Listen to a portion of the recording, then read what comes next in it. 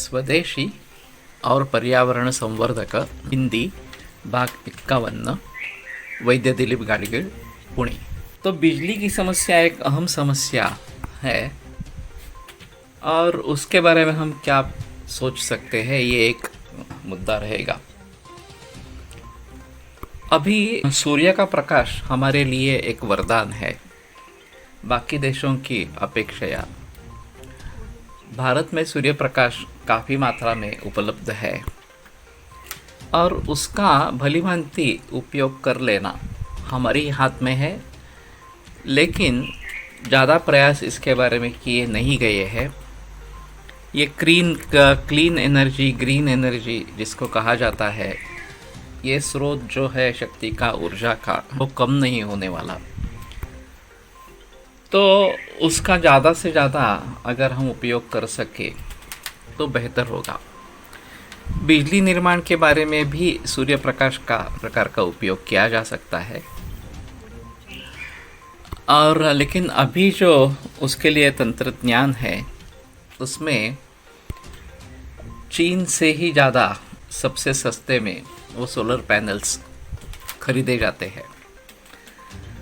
तो हमें उसके बारे में भी सोचना पड़ेगा कि हम उनका निर्माण भारत में करें या फिर उसको कोई पर्याय इस प्रकार का ढूंढे कि जिस तरीके से ये सूर्य की शक्ति का हम उपयोग कर सकें।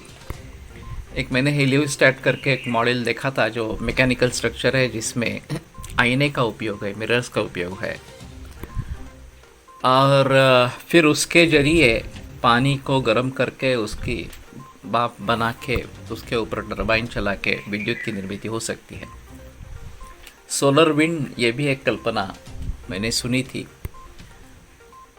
तो उसमें तो हवा गर्म होकर ऊपर चलती है, फनेल जैसा स्ट्रक्चर होता है, और उस हवा के ऊपर टरबाइन चलता है। ये भी एक अच्छी संकल्पना इस प्रकार की है। तो मैं चाहता हूँ कि इस प्रकार के जो भी उपाय हो सकते हैं बिजली निर्माण करने के लिए, उन सभी का हम प्रयोग करेंगे तो एक अहम चीज़ उसमें रहेगी।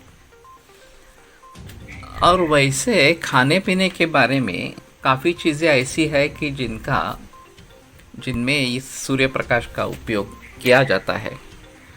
पापड़ हो, सांड्या, मिर्ची वगैरह वगैरह, इस प्रकार से बहुत सारे उद्योग है। छुंदा है कि जिसमें सूर्य प्रकाश का उपयोग किया जाता है। अभी हाल ही में हम तेल पढ़ रहे थे तो सूर्य तापी तेल इस प्रकार का है।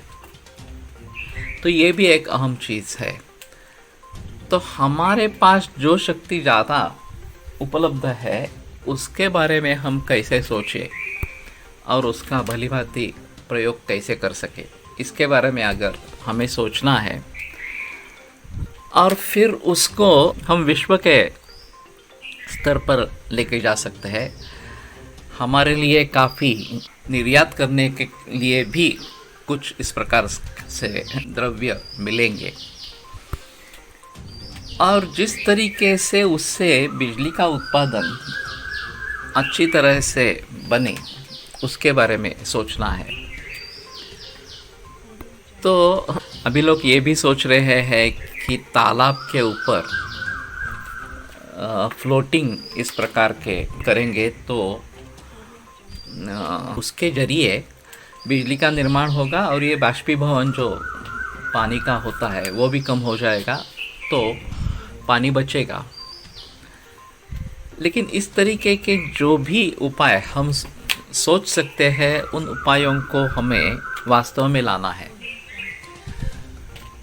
और फिर इससे अगर बिजली का निर्माण बढ़ता है तो शायद ये जो खेती के लिए जो बिजली चाहिए उसका हम भलीभांति उपयोग कर सकते हैं। दिलीप कुलकर्णी का जो कहना था वो भी उसके बारे में हमें सोचना है।